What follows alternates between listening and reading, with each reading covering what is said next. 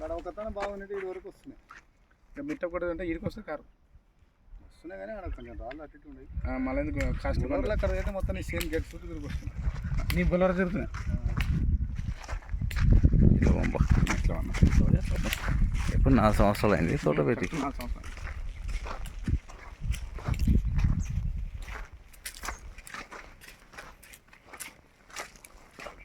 ఎంపనానికి market ఎంపనే ఏడున్నాయి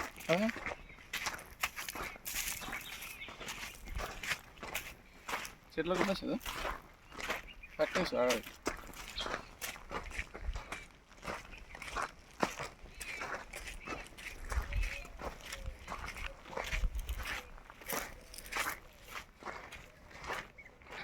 పట్టినాయి